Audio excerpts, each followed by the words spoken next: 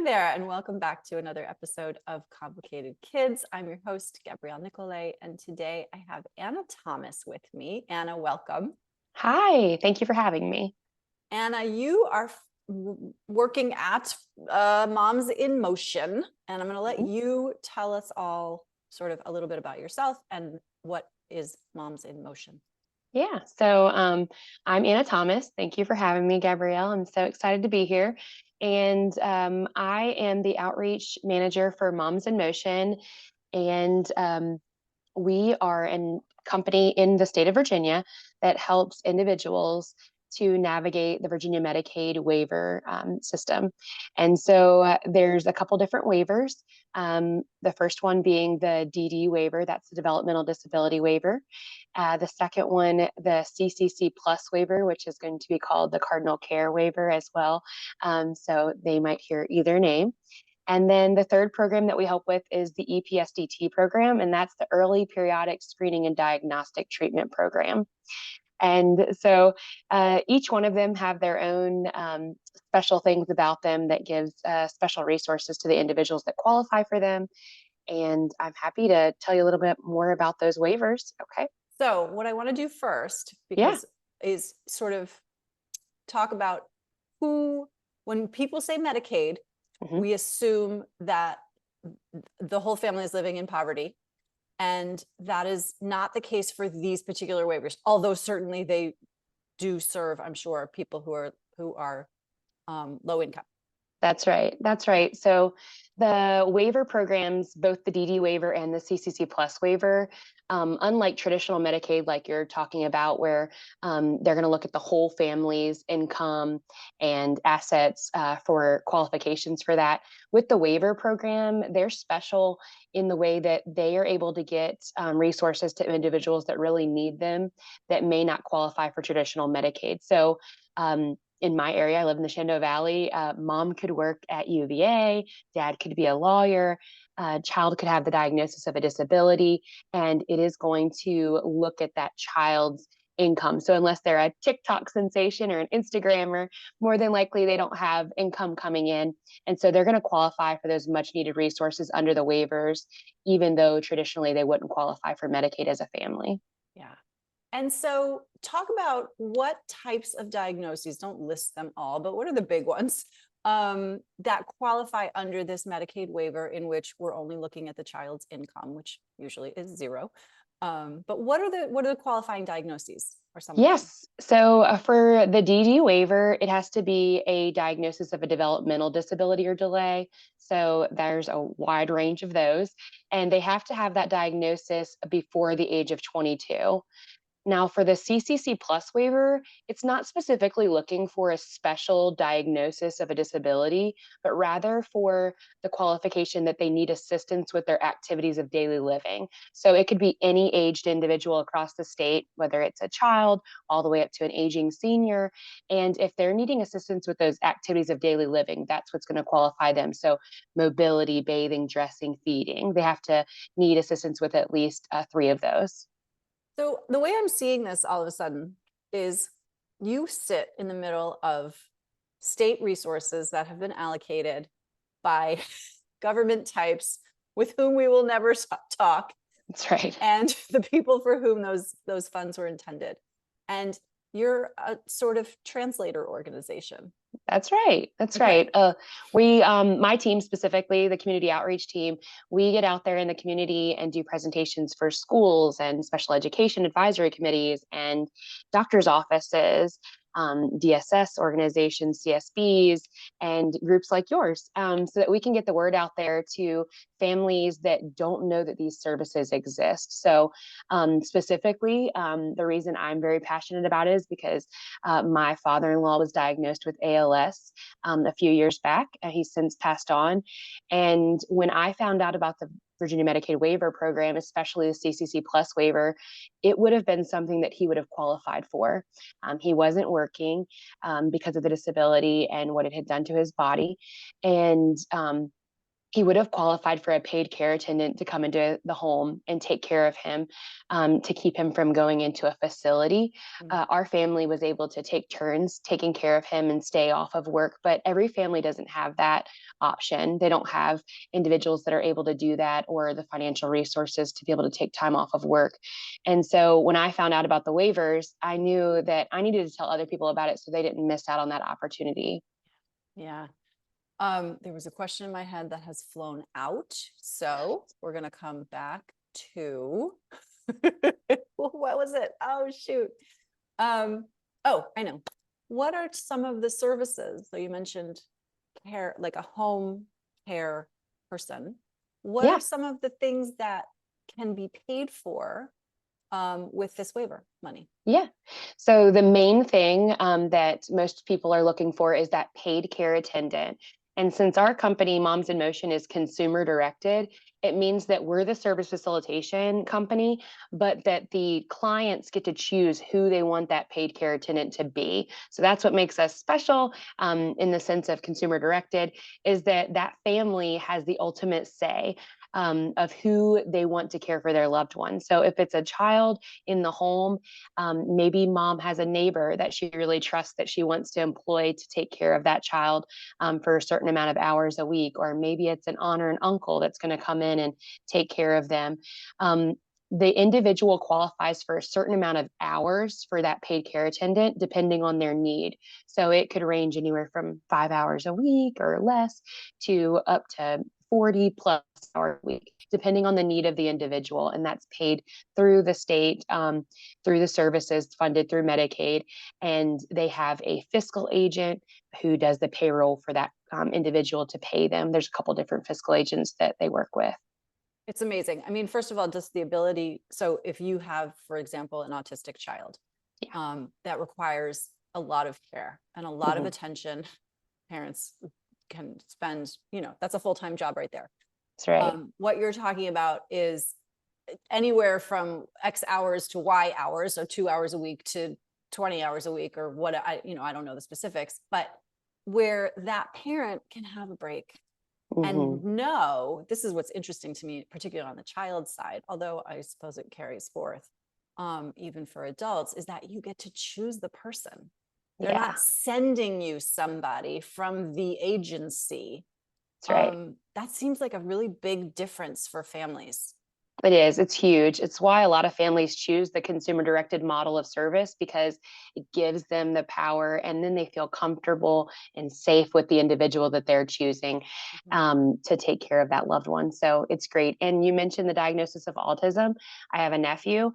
His name is Blake, and he's worked through the program. He started on the EPSDT program.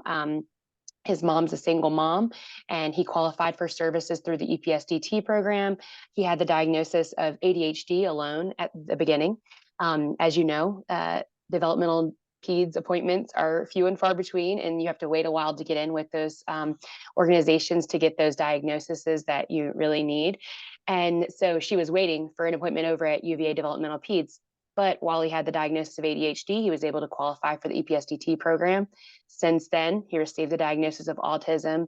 He was approved for the DD waiver waitlist, because that waiver has a waitlist because there's only so many slots in Virginia. Okay. And then he was qualified for the CCC Plus waiver while he waits. So he now has attendant hours. My sister's able to hire an attendant to help care for him, to help with things like bathing, dressing, coming and helping him get on the bus in the morning, being there after school, because he's 13, but he can't be left alone. So she's able to have someone there to make sure that he's safe. This is huge. I just can't first of all, I want to restate what we already said, which is this is income dependent on the child. I Yeah. just really want people to understand, and these Medicaid waivers exist in other states. So Mhm. we are talking about, your organization is exclusively centered in Virginia, but there are these waivers sort of sprinkled across the country, and hopefully more are coming, because it is such a need, where, again, a single mom of a 13-year-old can't possibly do all of the things that she needs to do and all of the things that he needs to do That's by right. herself. That's very That's right. difficult. That's right. How many families are you guys able to serve? So right now we just at the beginning of the year started telling people that we are now serving over 12,000 families across the state. So that's pretty exciting. The number's grown since then. I don't have an exact number, but definitely over 12,000 at this time. And that's great. We've helped over 26,000 families receive resources through the waivers. And I definitely like to make sure that we tell that number because we don't charge anything for our services to the family, so they never pay anything out of pocket to Moms in Motion. And so even if they're just calling us to understand the waivers for our service that we call waiver screening coaching to help them, figure out how to be screened for these waivers, they're not going to pay anything to us. So we help tons of families that maybe they decide to go with an agency because that's a choice that they have where they're going to send in someone from that agency to care for that individual. They can still do that with the waiver. It just would be through a different organization. Okay. And maybe that organization has space or whatever the reasons Yeah. are that they want to go with that. Tell me about the wait list. Yeah, it's unfortunate. It's unfortunate. It is unfortunate. So in the state of Virginia, the DD waiver wait list is quite long. Fortunately, it's prioritized by need. But then unfortunately, that means some families wait a long time for services because as other individuals get on the wait list, they get bumped down and other people might go ahead of them. Okay. So the priority is set by the screener that screens them through their local CSB, so the community service board in their area. Okay. And they are, told that they're priority level 1 or priority level 2. And that means where they are on that wait list. So some families will wait years if their child, say they have the diagnosis of Down syndrome, and maybe they have a lot of resources within their family. So there's a lot of individuals that can help with that child or that adult.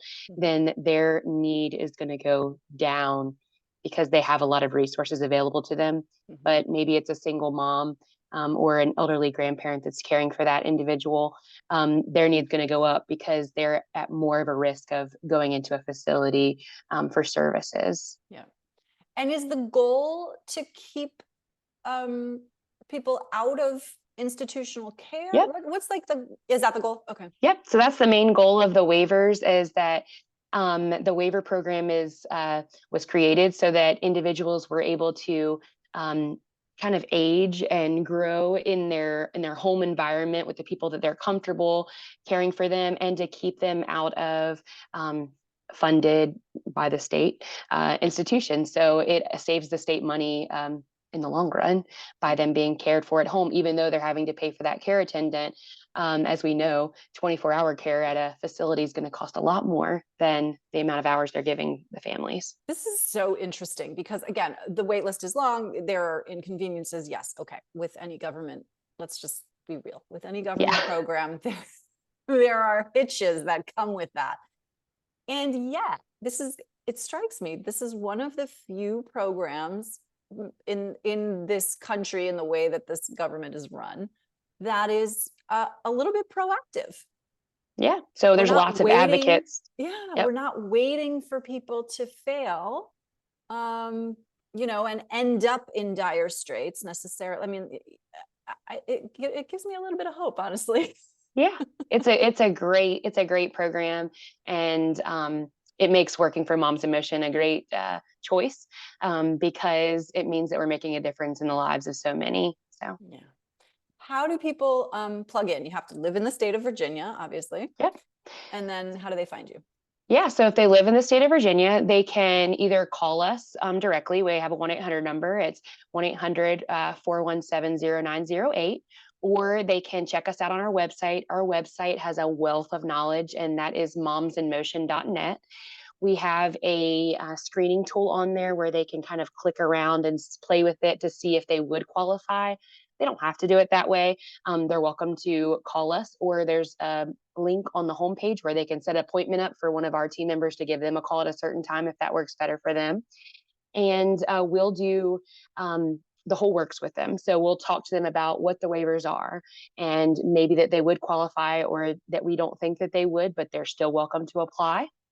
Um, and then we'll offer waiver screening coaching to them. And so, waiver screening coaching, when I say that, I mean that the waiver process, the screening process can be tricky for some, and it can be very frightening for families because they're going to be asked questions that are going to make them scared that if they answer it wrong, then someone's coming to the home to take that individual away and put them in a facility because they're not able to care for them.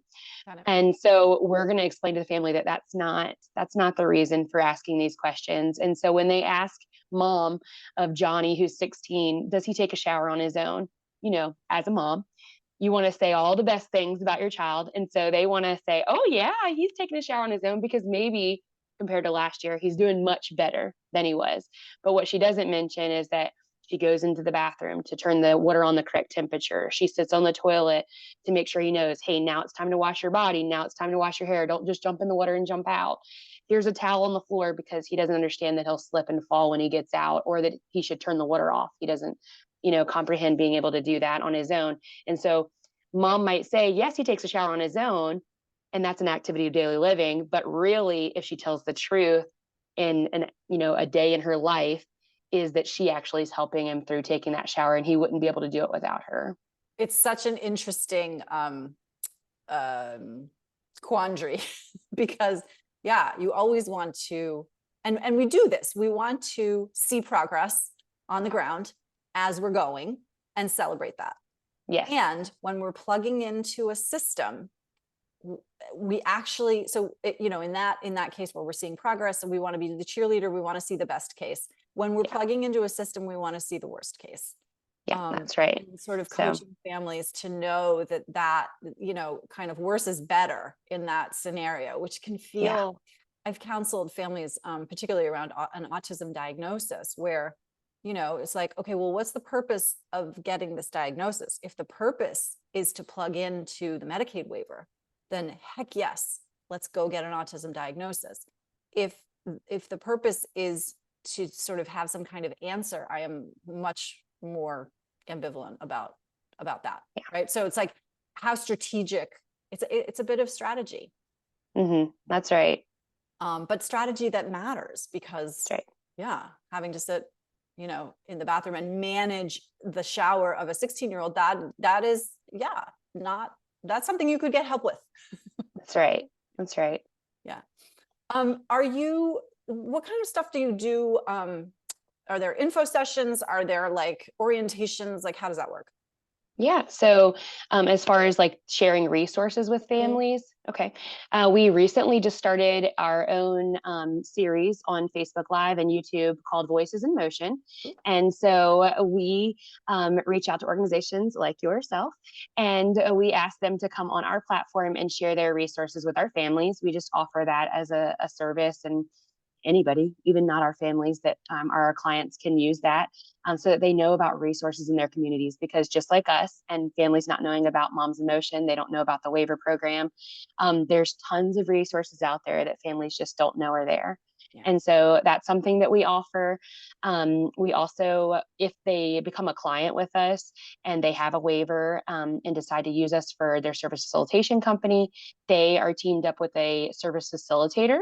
And that is a person that is employed by us that comes out to their home every 30, 60, or 90 days, depending on the insurance's qualifications for them.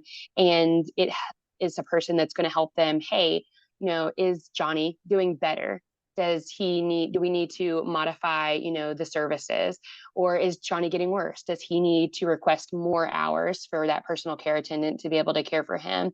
And that service facilitator is going to walk them through that process each time that they do a visit. They're also there for them to be able to help them to understand the benefits and resources that they're going to gain through the waiver. Because in addition to that paid care attendant, maybe they didn't have Medicaid before. And so now maybe they had a private insurance and they had a large deductible, so they weren't going to the doctor. Well, now they have Medicaid. So they need to make sure they're going to those doctor's appointments, that they're utilizing the benefits so that they get their prescriptions. If they need supplies like Depends or diapers, they can be shipped directly to their home. They're covered in full for individuals that are over the age of 3, and they ship them right to their house. So there's no having to go to the store for them. So that's a great resource for them. And then they also can qualify for things like environmental modifications to their home and assistive technology devices, bed alarms, GPS supports for individuals that are wanderers to make sure that they're safe. There are tons of other benefits that fall under the waivers. So we want to make sure that they know about all of those as well. And some of these are not, when you say them, it's like, oh, of course, that's Yeah. amazing, right? Of course, yes, I need that. And yet you may not have thought of it. That's right. And, people who are stressed are not having lots of like very light bulby kind of moments. They're just trying to get through the day. That's right. And so what I hear you saying is you've got somebody who's got like, that's their job, that's their Yep. role, and they're happy to do it. And if you are Yes. any indication of the tone of the organization, then this is a very lovely place to land. Yeah, definitely. And our service facilitators, a lot of them have family members that are on waivers, so they know the impact it had on their life. So they're able to share that with the families and make sure that they're getting, all of the benefits and resources because they know how life changing it can be. Yeah. How do we get Moms in Motion cloned in all the other states with waivers? That's right. That's right. We have families call us from other states all the time and they're like, can you help us? And unfortunately we can't. We'll tell them, hey, Google in your area what's out there. I have a sister that lives in North Carolina that has a child with a disability, and the first thing I did was search in North Carolina to see what I could find for her, and I couldn't find anybody like us, but I hooked her up with their departments that she could reach out to and see about services as well. So they're out there. Okay, what do you search on? Just because most people will not be living in Virginia. So what do you search on? Yeah. So, what if you were searching for the waivers here in Virginia?